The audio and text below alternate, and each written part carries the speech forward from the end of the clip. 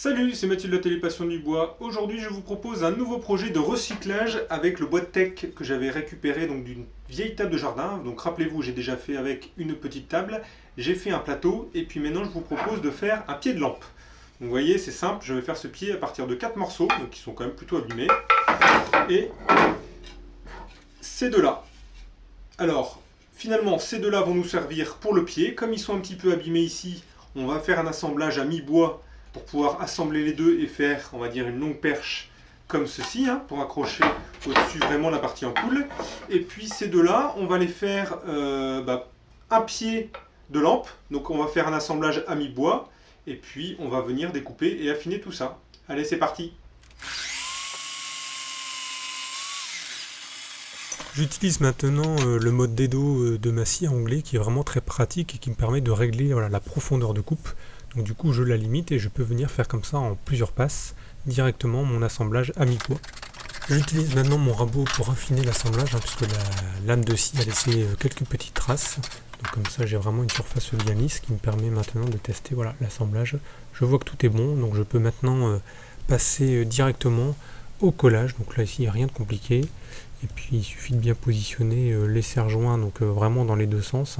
Enfin je dirais même plus dans les trois sens. Vous voyez, j'en ai rajouté un petit sur le côté pour éviter que ça se décale. Je remets ensuite quelques serre-joints pour être sûr vraiment d'avoir un assemblage nickel après collage. Une fois le collage terminé, je passe maintenant l'ensemble à la raboteuse pour harmoniser l'épaisseur de l'ensemble de ce morceau ainsi obtenu. Je passe ensuite sur les côtés à la scie sous table.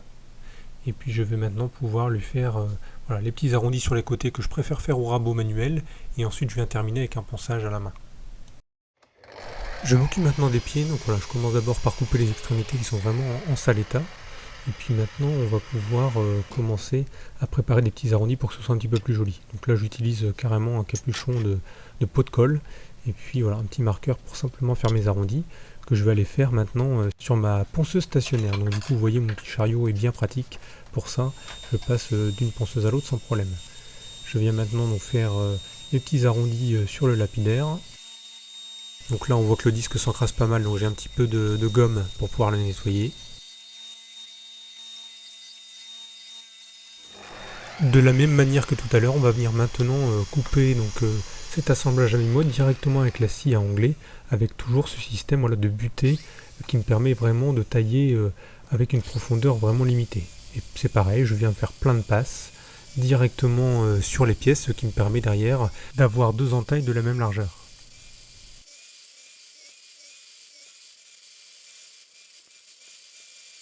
Je passe maintenant un petit coup de guillaume pour pouvoir nettoyer un petit peu l'assemblage et les traces qu'a laissé la scie au passage, parce que les lames ont un petit peu un biseau, donc du coup on a un dessin qui est un petit peu en V à l'intérieur de l'assemblage. Voilà, un petit test, je vois que ça force, donc du coup je m'arrête là, et puis maintenant je peux passer à la finition des pièces en les ponçant.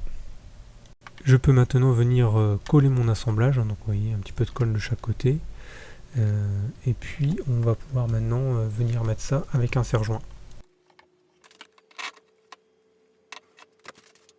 Bien sûr, c'est toujours très important de bien nettoyer la colle tout de suite avant que ça sèche. Ce sera beaucoup plus facile après pour nettoyer éventuellement les petits reliquats qui restent. J'utilise maintenant ma domino pour faire des faux tenons pour pouvoir accrocher on va dire cette espèce de perche sur mon socle. Donc je fais d'abord ici la partie en bois. Vous voyez simplement la domino, et j'ai un petit domino de 4 par 60 qui sera mis pour relier ces deux pièces entre elles. Alors je fais bien sûr un premier assemblage avant à blanc pour pouvoir vérifier que tout est bon avant d'attaquer sur la partie colle. Donc là ici je teste le pied, c'est bien stable, c'est nickel, je peux retirer ça. On attaque maintenant le collage.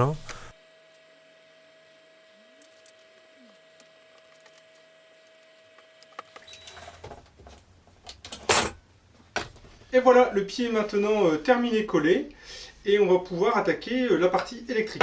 Alors pour cela, j'ai besoin de câbles électriques, d'un interrupteur, d'une prise, de quoi mettre une douille plus un abat-jour. Et ici, un tige fileté spécifique qui est creuse, qui va nous permettre de passer le câble à l'intérieur.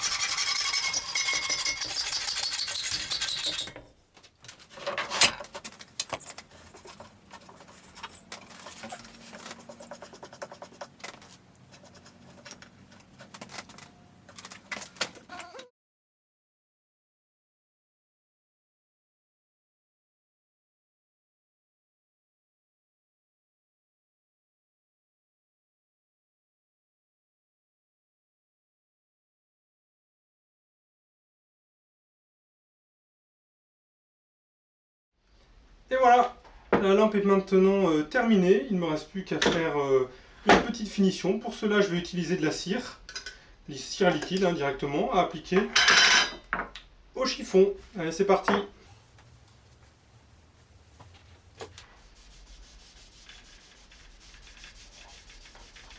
Ça fait vraiment bien ressortir le veinage du bois. Je ne sais pas si vous voyez, avant la cire, après la cire.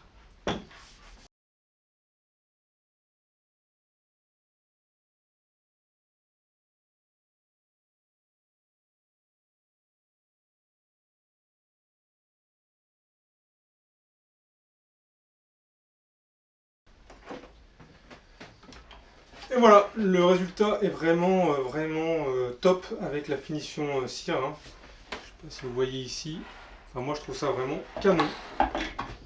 Eh bien, écoutez, j'espère que cette réalisation vous a plu. Pour rappel, donc c'était une petite réalisation avec du recyclage de bois de teck que j'avais eu d'un précédent projet.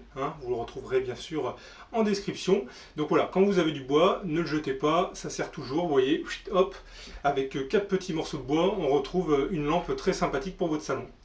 Voilà, et bien écoutez, si vous n'êtes pas encore abonné à la chaîne, je vous invite à le faire pour être sûr de suivre les prochaines vidéos. Et je vous dis à bientôt. Allez, ciao!